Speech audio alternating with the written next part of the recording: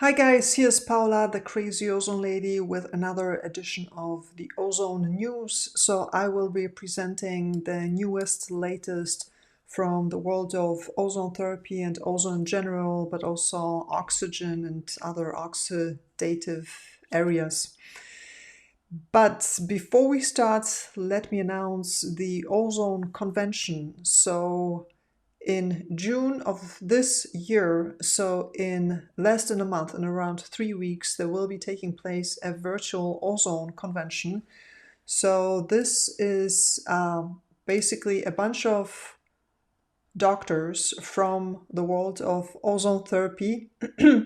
Dr. William Dump, for example, Dr. William Coden, Dr. Jason West, and also Dr. David Brownstein, and also many other people who practice ozone therapy will be taking part in this convention, and also yours truly, the crazy ozone lady from the Power of Ozone. So I will be talking about DIV ozone injections and why I think that DIV ozone injections may be one of the most powerful ozone treatments. So if you're interested in taking part Hey of this everybody, ozone what's going on? convention, then please click on the link below and you will be directed to a link which will give you a 20% discount on the passes. So for the general public, it's quite affordable. So I highly recommend that you go ahead and check this out. All right, so now let's continue with the next news item. This is really the ozone therapy news of the year, maybe of the decade. So what's going on here is that Venezuela has now a national scientific center for ozone. CENAZ or CENAZ, I'm not sure how to pronounce the abbreviation here, and you see Centro or Centro Científico Nacional del Ozono. Now, Venezuela being in South America, they speak Spanish. I don't speak Spanish, so this was my best imitation of Spanish that I could master. And so what happened is that in September of 2020, Maduro, who is the president of Venezuela, he signed a bill to open this National Scientific Ozone Center. And I reported on this, so anyone who's following me on my social media will know that this is what happened. And back then I was kind of skeptical because you can sign a bill, but if this, whatever the bill says, if this will actually be realized, this is another story. But it turns out that they actually did it. So they really opened this National Scientific Center for Ozone, and I assume mainly ozone therapy. And they did this already back in January of 2020. And so what happened is that you see here, this guy, this is Maduro. So they did like a whole hour-long press conference. You see in the middle here, this is President Maduro, and so on the right and left side, those are two medical doctors, and they talk about ozone therapy and the benefits and so forth. And so this is some really, they're really serious about this. So this is great news. And you can see here, you see this green machine, this is the German Hermann machine. Now those are the best ozone therapy machines in the world. Anyone who's been following me on my blog knows I've written about this in the past. Those are the machines who are also used to perform the 10-pass ozone treatment. And so it seems that they have bought a whole bunch of them. You see, like every section here has one of those green machines. So this is some serious stuff. Okay, so this is some amazing stuff. Now Herman, the producers of those green machines, they have different types, different models. So this one exactly that we're looking at here, I don't think this is the 10-pass machine, but still, those are very, very high quality, very good machines. So this is amazing. This may be the first national such center in the world. Now, it is possible that Cuba has something like this. I'm not sure. It's possible. So it's either the first or maybe the second. So this is some major thing. So some people may say now, people who believe in socialism. I don't believe in socialism. I was born in communist Poland, so I know that this thing doesn't work. And yet we have here a country, and this is already after Cuba, this is the second country which is majorly invested in ozone therapy. And it's a socialist country, right? Both Cuba and Venezuela are heavily socialist countries. And yet they seem to be doing the right thing, right? So people who are pro-socialism, they may take this as an example of, you see, socialism works. It is the better system, right? But no, I don't believe that this is a sign that socialism is the better system when compared to capitalism, because we in the West and in the US, we don't really have free market capitalism. What we have is crony capitalism or cronyism, which is really not much different than fascism. So basically the merger between state and private enterprise. So this is what we have. We have corporations, pharmaceutical corporations in the corporate healthcare sector, which heavily influences the government. And so what the government in the Western world enacts, the regulations that it passes, those are really regulations which have been dictated, which have been created by lobbyists of pharmaceutical companies and other corporations in the healthcare sector. So what we're comparing here is not free market capitalism with socialism. We're comparing two imperfect systems. So we're comparing fascism / crony capitalism with socialism. So some may say, it doesn't matter what you call them. It seems that socialism seems to be working better if they're passing a natural cure like this, if it is fully legal, and if they're passing a bill to institute a national ozone therapy center, then it doesn't matter what you call them, socialism seems to be better. But no, again, I don't believe that you can take this as an example that socialism works, because I think the reason why this happens, the reason why socialist countries like Venezuela and Cuba promote this natural, non-corporate therapy like ozone therapy, the main reason for this are sanctions, Western sanctions, because let's remember that many companies in the West cannot enter the Venezuelan and the Cuban market because they're either prohibited by European or by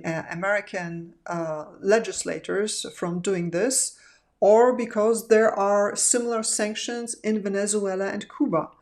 So if they were allowed, if big pharmaceutical companies were allowed to invest money in Cuba and Venezuela to influence the regulations and to bribe or legally bribe their politicians, then they would do so. And this would also result in the same shitty healthcare that we have now in Europe and America and many other parts of the world. So I think it's the lack of access to all those potential briberies which force Venezuelan and Cuban politicians to look into other areas. So take it however you want it. I think this is amazing. Now, I hope that something useful will come of it and that this will strengthen ozone therapy's stand in the world. Although I doubt it. It can actually mean also a backlash, and it's possible that because of that, ozone therapy will be attacked and slandered even more in the West to completely kill the idea that ozone therapy could be a valid treatment for all sorts of ailments. All right, now I really harked down here on this one topic because I'm a really passionate anti-commie, and yet here some commies are doing the right thing. So I just wanted to give my 2 cents on that. All right, the next story is tufts. So the Tufts now, this is the blog of Tufts University. So they wrote here a really, really long article about Lyme disease, how it's diagnosed, all the problems with it, and how many people suffer from it, and so on and so forth. And then they mention here all the way down, they mentioned that there is apparently a study underway to find out if ozone therapy is a possible remedy for Lyme disease. And they mention here this $160,000 grant from Global Lyme Alliance to examine the use of ozone, which has seemingly helped some long-time sufferers of post-Lyme syndrome who administer it intravenously. Ozone, she explains, so she is some research assistant, professor or something. Ozone, she explains, can create reactive oxygen species, molecular compounds that have been shown to modulate immune system response. If people are using this as a treatment, she says, we should give them a scientific basis for it. And if it doesn't work, we should let them know that as well, she said. So far, her preliminary data has shown some support for the treatment, suggesting it calms the immune response, which could lead to a resolution of symptoms.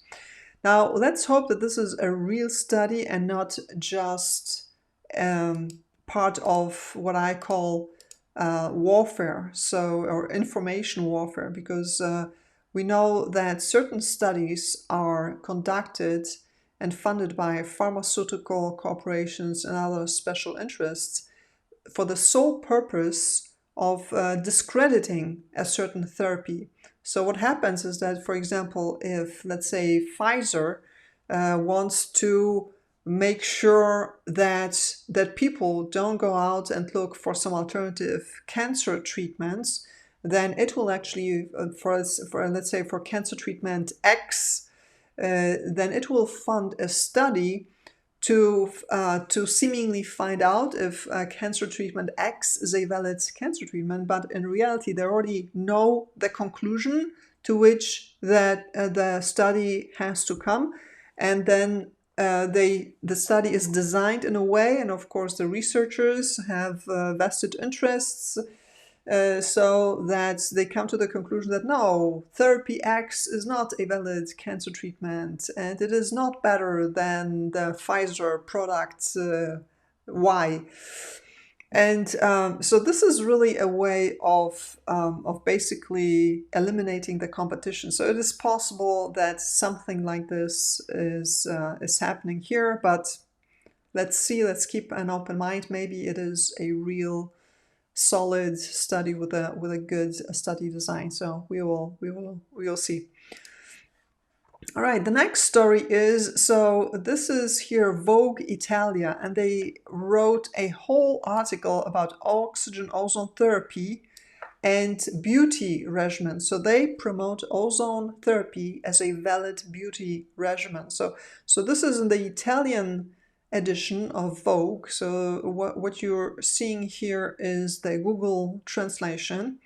And so they say here, they started off with quite a statement. They say oxygen ozone therapy as a synonym of life, well-being, and rebirth. Wow. Now, talking about a great sales job, this is awesome. And so they also write further down here, because the question is, okay, so what types of ozone treatments are there really suggesting? And so they speak here about micro-infiltrations of ozone in the gaseous state can be performed, which act as a biolifting, revitalizing the tissues and stimulating the production of elastic fibers. Now, micro-infiltrations of ozone in the gaseous state. So I think what they mean is simply injections of gas subcutaneously. And they say it reactivates circulation, counteracts the formation of cellulite. Now, with the cellulite, I'm very skeptical about this. I tried this very, very thoroughly to find out if ozone can indeed help with cellulite. I could not really find an effect, and I really, really dug into this and really gave my best, and I tried it on myself. I also tried it on on other willing guinea pigs who were also highly motivated and who were willing to take the pain, and we could not detect much of an effect. But they say the skin appears firmer and more luminous. So yes, this is possible because ozone increases the blood circulation, which can give your skin a healthier color. So this is possible. But really what is interesting, so they mention 1, 2, 3, 4 different places. There's also here this white cube, which do ozone therapy. And so it really, this is something that I've also mentioned in the past, that Italy appears to transform itself into an ozone therapy mecca. So I hear very often, and I read quite often, or more often than from other countries, that some ozone therapy center has been opened in some Italian city. So they have centers dedicated specifically to ozone therapy, and there's not many countries in the world which have such a thing. So this is the white cube that I mentioned before, this Adler spa resort, and I think here this is a second one, Balance, and also another center in another city. So there seems to be quite something happening in the ozone therapy world in Italy. And they also mentioned the HOCAT, which is a specific type of ozone sauna. They also promote this as another ozone therapy beauty regimen. All right, so next story is this here. Ozone and air pollution is linked to fibro development in Black women. Now, this does not have specifically anything to do with ozone therapy, but ozone and air pollution. And this is an excellent case of the corruption in science and the garbage that is being produced in science, and how science really is used to support the most absurd, stupidest, fallacious ideas. Because they don't say this here outright, but this. I joked that the implication seems to be here that ozone is racist and misogynistic. But when you look at this study, this is complete utter garbage. So what they looked at is, so first of all, this is an epidemiological or so-called observational study. And so observational studies, per definition, cannot come to any conclusion that X causes Y. But this is exactly what they're trying to imply here. So they make it look as if ozone in air was causing fibroid development in Black women. But you cannot come to such a conclusion through observational studies. And one way to detect when they're talking about observational studies is whenever they use the word linked. When you read the word linked, then you know they really got nothing, okay? Because you can link the most absurd things with one another, and often you can even find a correlation of 1, which is basically a very, very strong correlation. But it still does not mean there's a cause and effect going on. And so here what they're looking at is, so the study published today investigated concentrations of 3 environmental pollutants in the air in 56 US metropolitan areas between 1997 and 2011. Particulate matter smaller than 2.5 microns, nitrogen dioxide, and ozone. So in reality, just one of those things is actual pollution, and this is particulate matter. So particulate matter, this can be tiny particles of soot, tiny particles of some metals, for example, or of sulfur compounds. Nitrogen dioxide is not pollution. Vast majority of nitrogen dioxide is produced by nature. The same with ozone. Ozone is also not a pollutant, and this is something that has been admitted by a recent Reuters magazine, where they said that actually ozone is known to remove pollution from the air. But here, writing this article, they conveniently omit such details. Okay, so this is number 1. So ozone is not really pollution. Number 2 is, here's what they did. So they basically followed for 14 years. They followed women and they asked them questions. And so there was black women. They followed only black women, asked them questions, and then they adjusted for factors like education, smoking, body mass index, diets, and whether or not women had been pregnant. So here already you can see the problem with the study, because those are all the factors that they adjusted for, which could have also impacted the formation of fibroids. Smoking, body mass index, so whether the person was overweight or not, diet, and whether they were pregnant or not.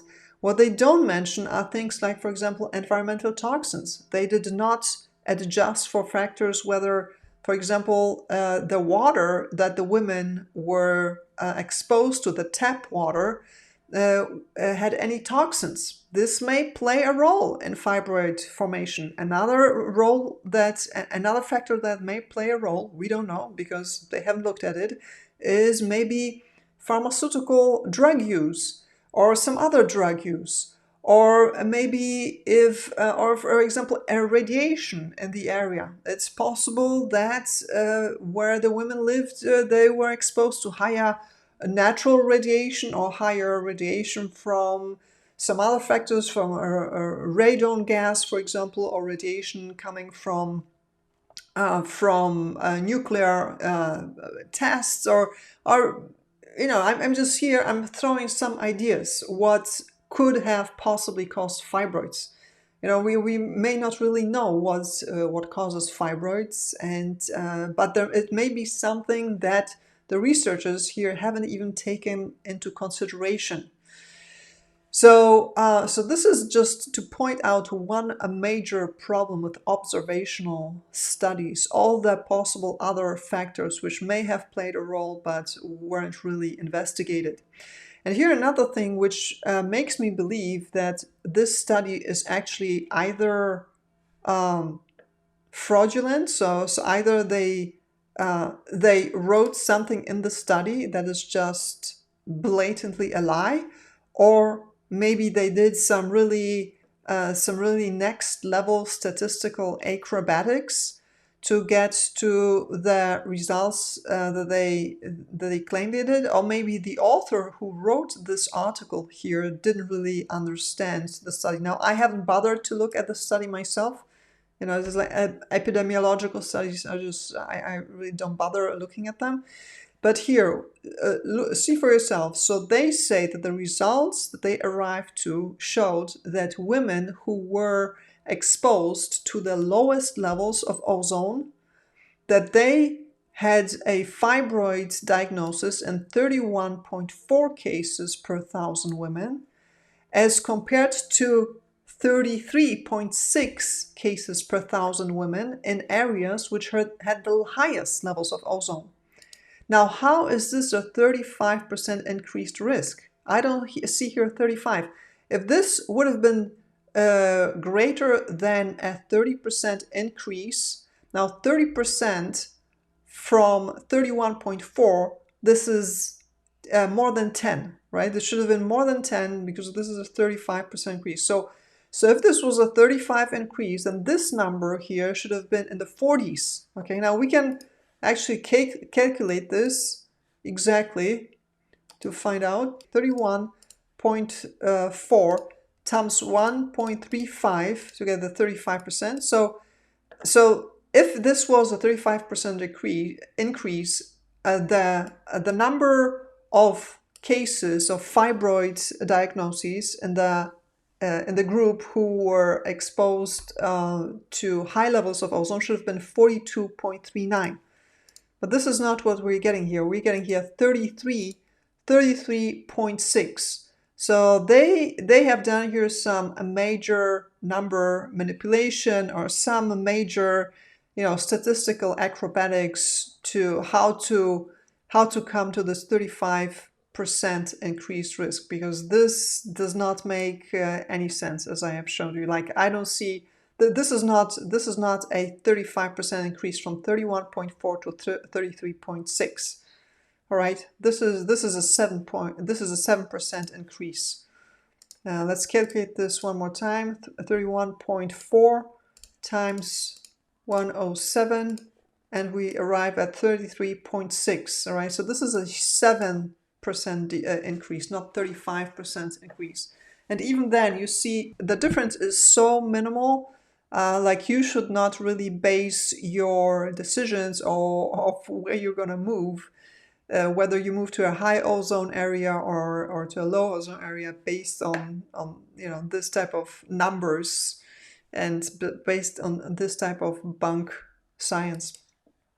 Next news item is the Ministry of Health Service of the Russian Federation. They have here this book, 42 pages. This is in English. This is not the best English translation, but they have this made available as a PDF. Now, I don't know, I actually don't know if it was them or not, but in any case, it is available. And so you can download it and you can read it. So this is this comes from Russia, from Nizhny Novgorod. I actually, when I took part in the ozone therapy course in Nizhny Novgorod, and my professor was Oleg Maslenikov, and also Claudia Kontorshikova. So I actually met all those people in person, and this was one of the best ozone therapy courses that I've taken in my life. And so we had this. This was basically the handbook that they gave us as a accompaniment to the ozone therapy course.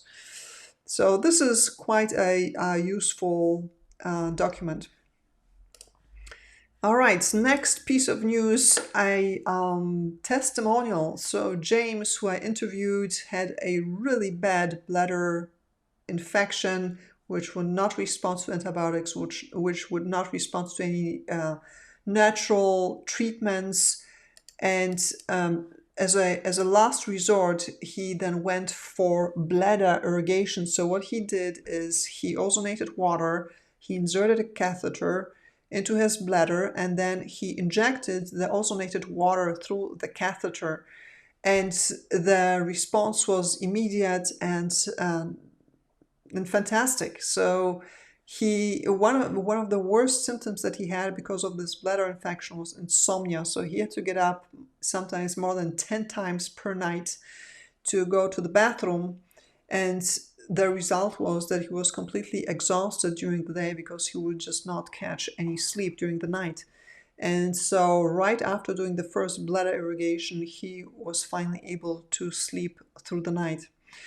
And so that bladder infection affected him so badly that he actually lost his job. So he was really, really happy to later have found help with ozone therapy. So really go and watch this testimonial. Now, James is not his real name. He wanted to remain anonymous. But nevertheless, it's I think it's really fascinating what can be done with ozone therapy. So we have arrived at the end of the censored version of the Ozone News edition. If you want to watch the whole thing, if you want to watch the uncensored version, then please click on the link below this video and it will direct you to my Odyssey channel.